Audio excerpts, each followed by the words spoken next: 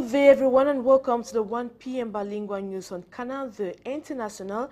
I'm called Maureen. Good day, Mariam Lugman. Bon après-midi, Maureen dit, et bon appétit à ceux qui se trouvent à table. À la une de ce journal, le Camerounais Samuel Eto'o-Fils dans le trio de tête des footballeurs les plus fortunés au monde, avec une masse évaluée à 85 millions d'euros par la structure Gold. Il arrive en 3e position derrière Cristiano Ronaldo et Lionel Messi. And leaders of different political parties in Cameroon say LECAM has to go an extra mile in the registration and organization of future elections. The leaders of opposition political parties during a meeting in Douala with members of the Electoral Board identified some shortcomings and loopholes insisting they must have as watch, impartiality, fairness, neutrality, and credibility. Those are the top stories and details when we come back.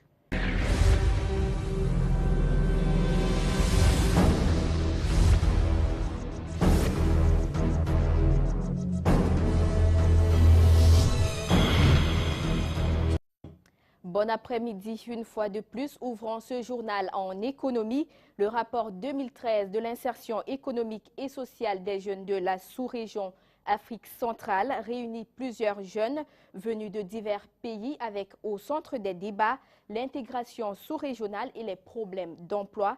La synergie entend œuvrer pour une levée des barrières régionales. Le compte rendu est de Brand Kamga, Luc Vondor et Francis Ngepna. L'intégration sous-régionale en zone CEMAC passe par la contribution des jeunes. L'emploi juvénile et les mesures prises réunissent ce vendredi 7 mars à Yaoundé la synergie des jeunes de la communauté économique et monétaire d'Afrique centrale. C'est à travers une conférence débat sur le rapport 2013 de la situation de l'insertion économique et sociale des jeunes de la CEMAC. Ce rapport est un appel aussi à l'endroit des jeunes que vous avez ici présents, parce qu'on se rend compte que les jeunes ne sont pas toujours au courant de l'information parce qu'ils ne la cherchent pas.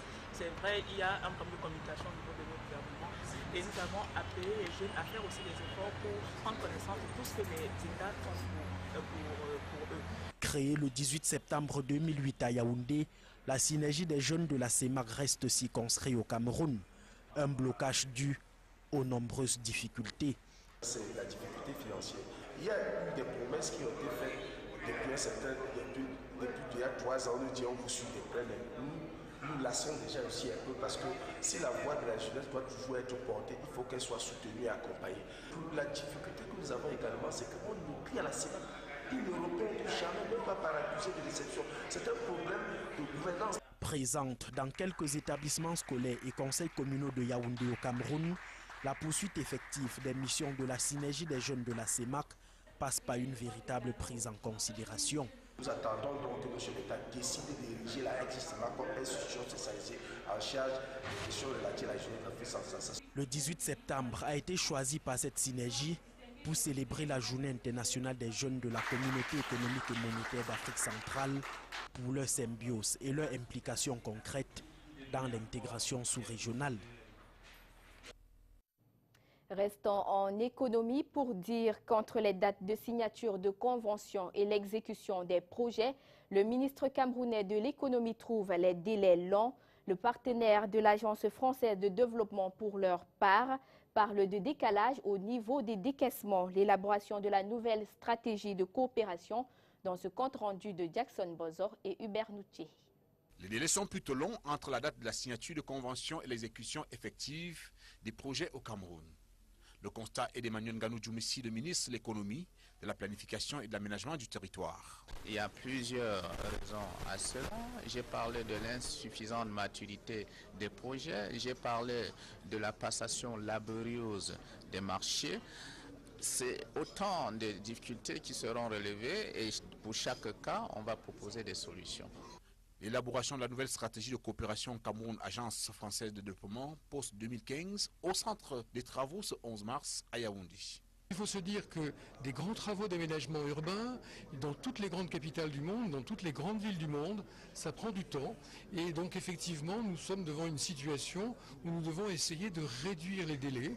Et c'est pour ça que nous avons cette revue de portefeuille avec l'ensemble des autorités, sous l'égide de Monsieur le ministre de l'économie, pour tenter de trouver des solutions opérationnelles. Occasion aussi d'apaiser les inquiétudes relatives au décalage des décaissements. Effectivement, il y a des décalages au niveau des décaissements, mais nous avons une raisonnable confiance sur le fait que ces décaissements vont pouvoir s'améliorer dans le futur. Et surtout, ce dont nous devons tirer leçon, c'est que des projets qui sont des projets longs se marient parfois difficilement avec les mécanismes du C2D, et donc nous devons essayer d'en améliorer l'exécution. Le Cameroun a bénéficié jusque-là de la France d'une aide publique au développement de près de 566 milliards de francs CFA dans le cadre du C2D.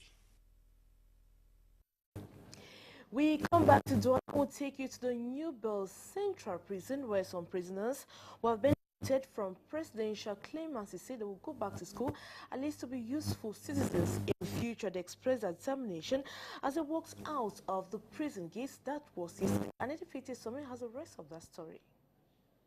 The joy could not be described of the 537 detainees at the Douala Central Prison who have benefited presidential pardon. 116 were released. Others have their sentences reduced, while 198 failed to meet up with certain modalities. Many are leaving the New Bell Central Prison with many thoughts in mind. I commit a crime to come to prison. I'm very happy to be relieved today. I promise that when I go out, I will no more make dirty things again, and I will go to school. To some set free this March 11, 2014, it is a miracle. To others, an act of generosity. This action, equally termed humanitarian, on the part of the head of state, Paul Biya, will go a long way to decongest the Douala Central Prison, considered one of the overpopulated prisons in Cameroon. These lucky ones have been told not to indulge in their wicked acts again. The 116 have called on men of goodwill to financially assist their friends complete regulations so that they too can walk the road of freedom. Still talking about presidential clemency, one of the vice president of Cameroon's National Assembly and member of parliament for Momo East has castigated the president of the republic for violating his powers of presidential prerogative by extending clemency to embezzlers of public funds. Honorable Bandam says the head of state has violated the laws of the nation. Annie Collins reports from Bamenda.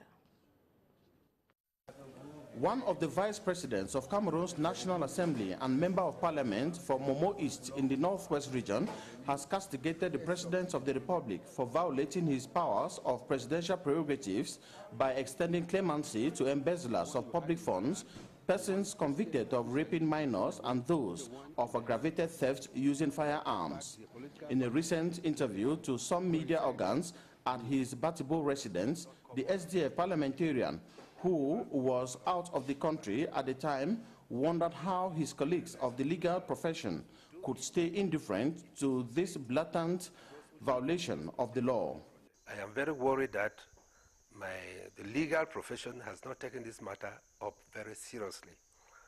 The arsenal of laws that we have, beginning with the Penal Code, the Criminal Procedure Code, and the Constitution, do not give any powers to the President of the Republic to commit or reduce sentences in respect of the offenses of embezzlement of public funds, the rape of a minor below 16, even theft, high robbery. These are offenses excluded. The presidential prerogative is not a wild wind that can blow in any direction. This is a very, very fundamental miscarriage of justice and a violation of the laws of the land. He adds that this is the beginning of his call for lawyers to rise and defend the rule of law, because neither the Penal Code, the new Criminal Procedure Code, nor the Constitution gives the head of state such powers. The SDF party chief defense counsel says if President Paul Biya were to create the post of vice president of the country, then he will need to abridge his mandate to allow elections to produce his constitutional successor. Asked whether his party will join the much-awaited CPDM-led government, Dr. Mbandam refuted all allegations that his party was in any consultation with the CPDM to pick up ministerial positions. He has admitted it. That's why you saw my national chairman did not even bother making an end-of-year speech or the beginning of the new year, because Biya did it for us. He said it all that we have failed. We have all the resources, human and material. He has promised to raise these issues in the upcoming parliamentary session for general debate in the Glass House. En économie, le plan de modernisation et de développement de l'activité de contrôle financier est véritablement en marche au Cameroun. À cet effet, les responsables financiers et les agents comptables des établissements publics reçoivent des connaissances supplémentaires sur les rouages et les techniques autour de la gestion de trésorerie. Le contenu de ces assises dans ce reportage d'Alain Ebel Olinga et Constant Kamga. Les responsables financiers et les agents comptables des établissements publics administratifs à l'école des techniques et enjeux de la gestion de la trésorerie.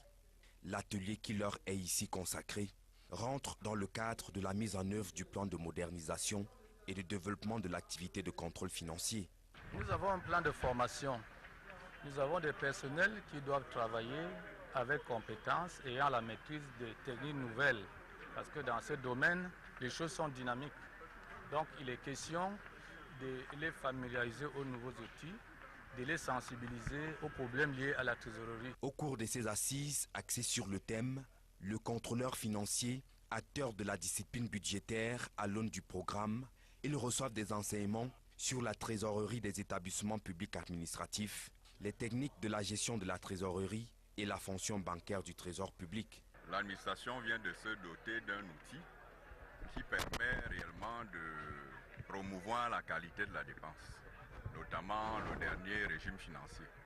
Et là-dedans, nous avons effectivement mis en place une stratégie pour que nous puissions avoir des dépenses de qualité.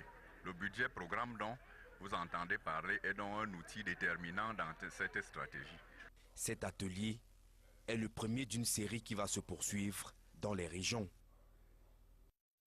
Leaders of different political parties in Cameroon say Elekam needs to go an extra mile in the registration and organization of future elections in Cameroon. The different leaders of the opposition political parties during our meeting in Douala with members of the Electoral Board identified some shortcomings and loopholes, insisting they must have as watchwords impartiality, fairness, neutrality and credibility.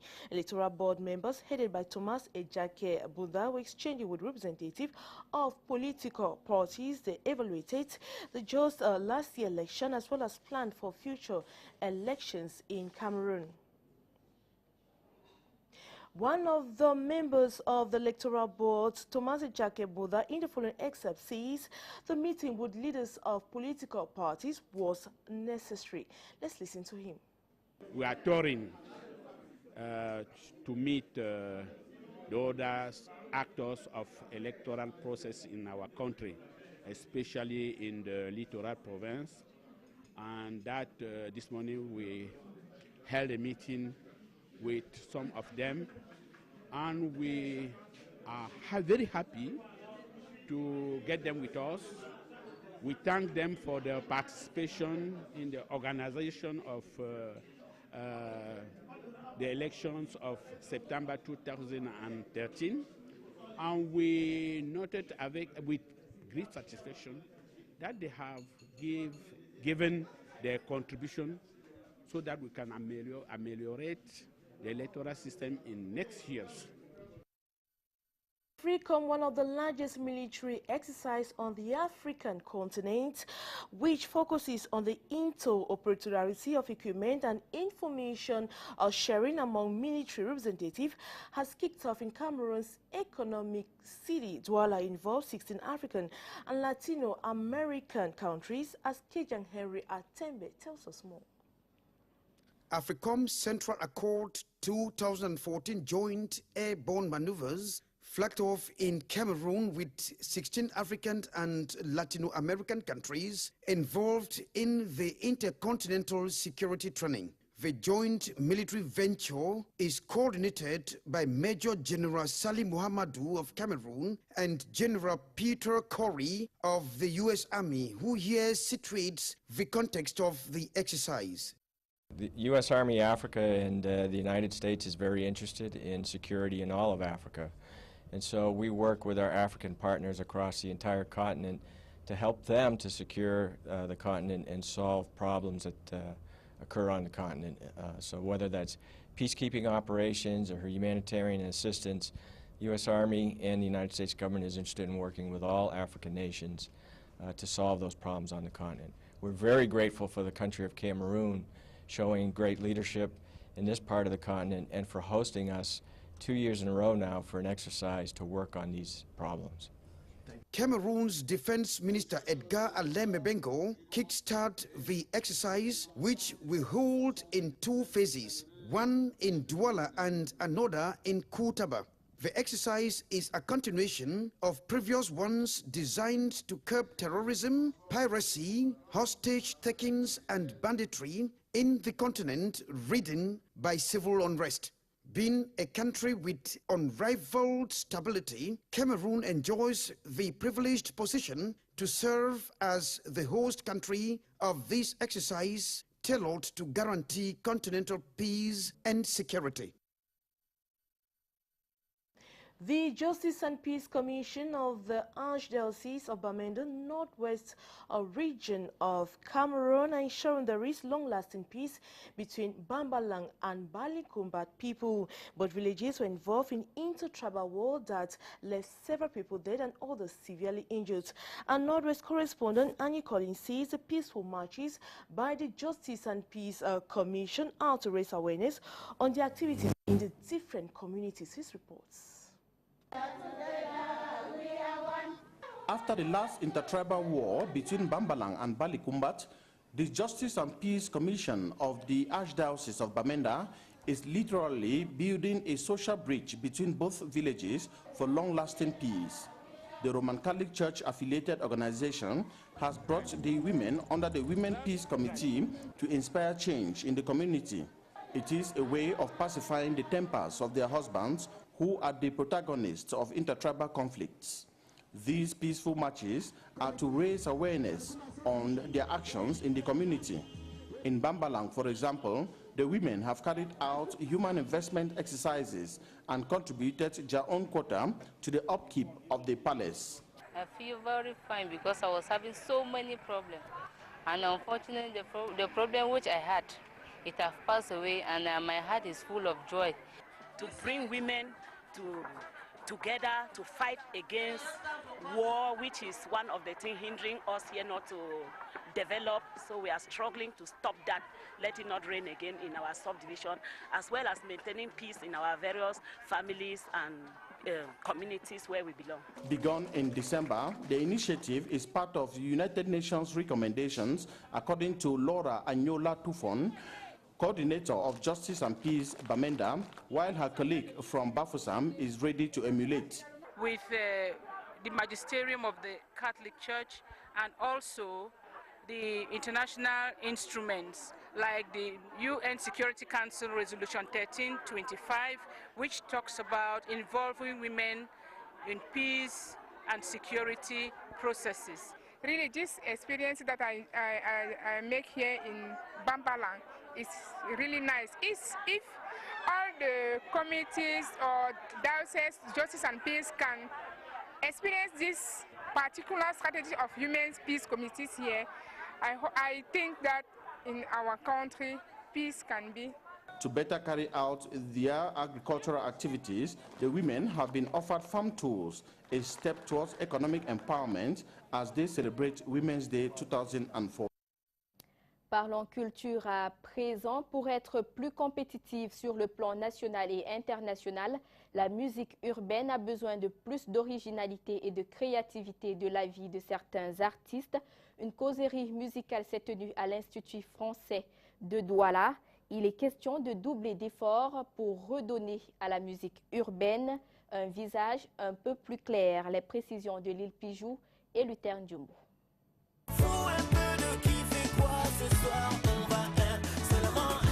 La musique urbaine au Cameroun est molle. Elle souffre pour la plupart d'un manque de créativité et d'originalité, même si des efforts sont remarquables. Constat fait mardi soir à l'Institut français de Douala par les artistes, producteurs, distributeurs, animateurs, arrangeurs, journalistes, au cours d'une causerie musicale organisée par le Conseil camerounais de la musique. C'était également l'occasion de comprendre ce qu'on appelle musique urbaine. On pense que le hip-hop et les musiques qui tournent autour du hip-hop soient seulement des musiques qu'on peut appeler urbaines. Mais il se trouve aussi que des musiques comme le bikouti et le makossa aujourd'hui ont gagné leur urbanité de par toutes ces transformations qui sont venues de nouvelles technologies et surtout des codes. Cette musique urbaine, souvent qualifiée de musique de jeunes, rencontre de nombreuses difficultés qui freinent son positionnement sur le plan national, voire international. Tout ce qui est bien fait est visible. Ça ne veut pas dire trouver des caméras high-tech, mais avoir des projets à financer vraiment, des projets pour présenter une certaine vision. Je pense que les réalisateurs ont besoin de présenter une vision et ont besoin d'un certain matériel et d'une certaine confiance. Donc c'est pourquoi j'ai parlé tout à l'heure pendant la réunion de leadership. Pour un meilleur impact sur l'échelle internationale, ces artistes doivent produire des meilleurs vidéogrammes. On a un problème de base. La qualité de musique qui est proposée, est-ce qu'elle est vraiment compétitive? Si on est honnête et si on écoute un peu ce qui se passe partout, on se rend compte que ça ne vaut pas la peine pour certains. Au sorti de cette causerie musicale, des pistes de solutions ont été trouvées. Cette causerie musicale a été placée sous le thème « Musique urbaine au Cameroun, pratique et impact sur le plan national et international ». Le prochain rendez-vous, c'est le 29 avril et portera sur la question du jazz made in Cameroon. We talk sports. Indomitable Lions striker and Chelsea captain and Chelsea striker Samuel Eto'o has been ranked world third richest football player. The verdict was rendered public this week by global media outfit. Tarike Divan Jr. completes our story. Samuel Eto'o is rich and fabulously so. The Chelsea striker and Indomitable Lions captain has been ranked the world's third richest footballer. The grading was rendered public earlier this week by the global media outfit Goal.com and also catalogues Eto'o as the most opulent footballer from Africa, with his earnings estimated at 85 million euro or staggering 55.2 billion francs CFA. According to Goal.com, Eto'o's bank accounts considerably puffed up when he signed up for Russian club AZ Makaskala over 2 years ago. The Cameroon international, who is yet to confidently settle in at the English Premier League side Chelsea, comes third on the goal-rich list behind Cristiano Ronaldo with an estimated wealth of 148 million euro and Lionel Messi with 146 million euro. Ronaldo has enjoyed a remarkable 12 months with impressive contributions to his club, Real Madrid and country Portugal. He scored all 4 goals as Portugal beat Sweden in the World Cup playoffs, landed the 2013 Ballon d'Or and signed a record-breaking new 5-year deal with Madrid. Messi, who lost his Ballon d'Or crown to Ronaldo in January, has nonetheless remained a vital force at Barcelona. Prenons une note à la suite de la page sportive. Après leur qualification pour le mondial de volleyball dames en Italie, les Lions sont désormais fixés au terme du tirage au sort par la Fédération internationale de volleyball. La sélection camerounaise se retrouve donc dans le groupe B. Un groupe qualifié par certains de groupe de la mort aux côtés de la Serbie, la Turquie et le Brésil. Les Lions du volleyball auront donc un mois de préparation en Europe avant la compétition qui démarre en septembre prochain. Nous vous l'annoncions en titre, parlons des footballeurs les plus riches au monde. On parle bien entendu de la richesse amassée durant toute la carrière footballistique. Le Camerounais Samuel Eto'o se retrouve dans le trio de tête des footballeurs les plus fortunés au monde, avec une masse évaluée à 85 millions d'euros par la structure Gold. Il arrive ainsi en 3e position après Cristiano Ronaldo et Lionel Messi. Suivez plutôt le commentaire de David Sondio. Avec 85 millions d'euros dans les comptes, le capitaine des Lions indomptables du Cameroun arrive au 3e rang des footballeurs les plus fortunés du monde. L'information révélée par le site internet www.gold.com classe en première position Cristiano Ronaldo. Le footballeur portugais, par ailleurs ballon d'or FIFA, a une fortune recensée à hauteur de 148 millions d'euros. Il détrône ainsi David Beckham, le footballeur anglais arrivé en tête au classement de 2013. Avec 146 millions d'euros dans le compte, Lionel Messi, le footballeur argentin du FC Barcelone, se classe en 2e position et conserve son rang. Samuel Eto'o se retrouve dans le trio de tête du fait de son passage au club russe Anji Makaskala, où il était footballeur le plus cher payé au monde à hauteur de 20 millions d'euros. La structure Gold, qui rend public ce classement, dit avoir analysé les comptes bancaires et les avoirs des différents footballeurs. Samuel Eto'o, qui joue actuellement pour le compte de Chelsea en Première Ligue anglaise, est incontestablement le plus fortuné de ce championnat au regard de ce classement. And we take you out of Cameroon, we take you to Central African Republic, where Sheikh Didiane Kadio, the Organization for Islamic Cooperation Special Envoy, has up his task to unite the population. The former Senegalese Minister of Foreign Affairs was chosen for his negotiating skill and his competence in handling crisis. More of the story with our French overseas television channel, AITV. Sheikh Tidjani Gadio has been named Special Envoy of the Organization for Islamic Cooperation to the Central African Republic. The former Senegalese Minister of Foreign Affairs was chosen by the Pan-Islamic Organization that represents 60 or so countries for his negotiating skills, his competence and his network of contacts.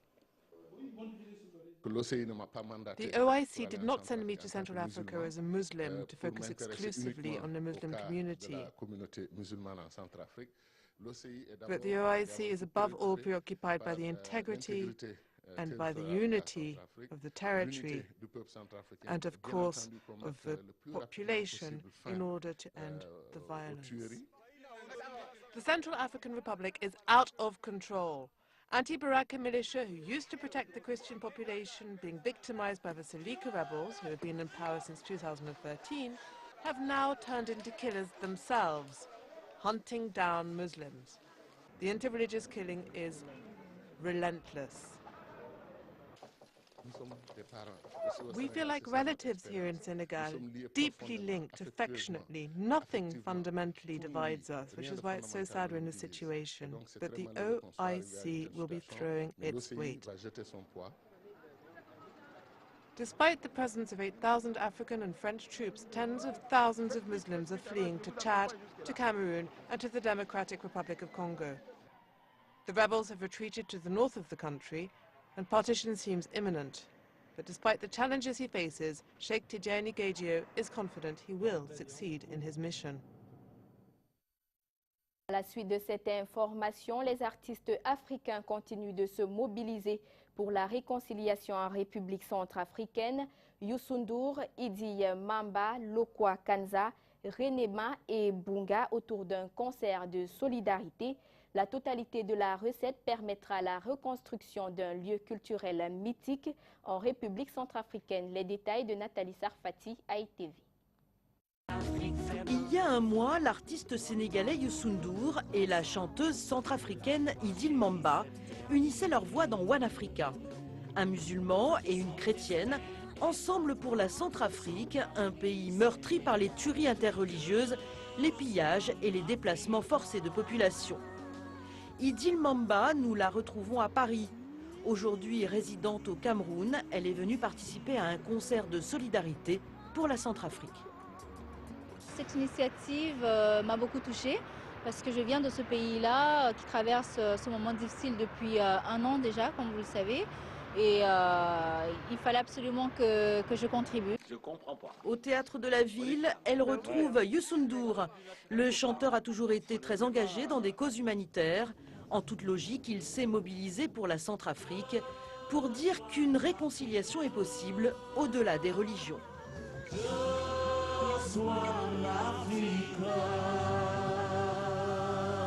J'ai essayé de donner l'exemple du Sénégal. 95% de musulmans, premier président chrétien, son meilleur ami c'est le grand marabout. Donc j'ai mis ça sur la table. Mais je pense que c'est au-delà même des religions. C'est la reconnaissance de l'autre et de la différence des choix qui est apportée comme une richesse aujourd'hui. Plusieurs artistes du continent ont répondu présents. Lokwa Kanza, Relema et Bonga. Le concert affiché complet et c'est tant mieux. La totalité de la recette servira à la reconstruction de l'espace Lingatere à Bangui, un lieu culturel qui a son rôle à jouer pour un retour de la paix en Centrafrique. L'absence de dialogue entre les communautés a créé la haine et la division. Donc il nous faut les amener à des choses qui à la fois peuvent les divertir, mais en même temps faire de telle sorte qu'ils oublient les angoisses et la haine pour pouvoir se réconcilier. Les artistes de l'espace Lingatere ont clôturé la soirée. Si tout va bien, ils pourront bientôt partir pour une caravane pour la paix sur les routes de Centrafrique. Autre information, au-delà de nos frontières, on parle d'une crise diplomatique entre le Rwanda et l'Afrique du Sud. L'ambassade du Rwanda en Afrique du Sud continue de se vider. Les autorités sud-africaines ont expulsé 4 diplomates suite à une nouvelle attaque contre un opposant rwandais réfugié à Johannesburg. À son tour, le Rwanda a expulsé 6 diplomates sud-africains. Le récit est de Sophie Piard à ITV. Il n'y a plus grand monde à l'ambassade du Rwanda à Pretoria. 3 diplomates viennent d'être expulsés du pays en compagnie d'un collègue burundais. Une réaction des autorités sud-africaines après la nouvelle attaque qui a visé un opposant rwandais réfugié à Johannesburg.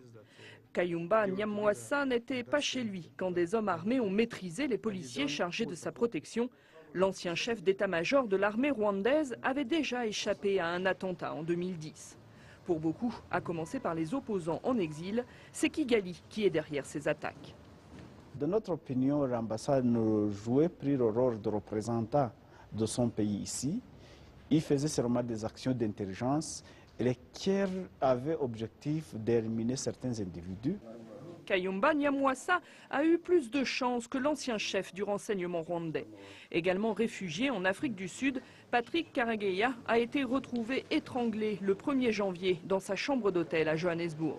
Le Rwanda dément toute implication dans ce meurtre, même si le président Kagame a clairement affirmé que quiconque trahirait la cause du Rwanda deviendrait une victime.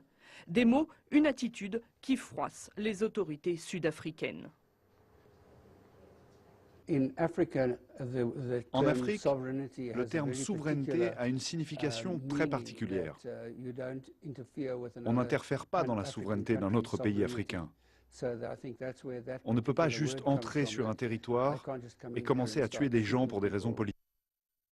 Et c'est ici que se referme ce journal. Merci de l'avoir suivi. Restez en compagnie des programmes de Canal 2 International. Le prochain rendez-vous avec l'information, ce sera tout à l'heure à 16h. Maureen dit. Thanks for watching. Do have a wonderful time. The company for programs. Good day.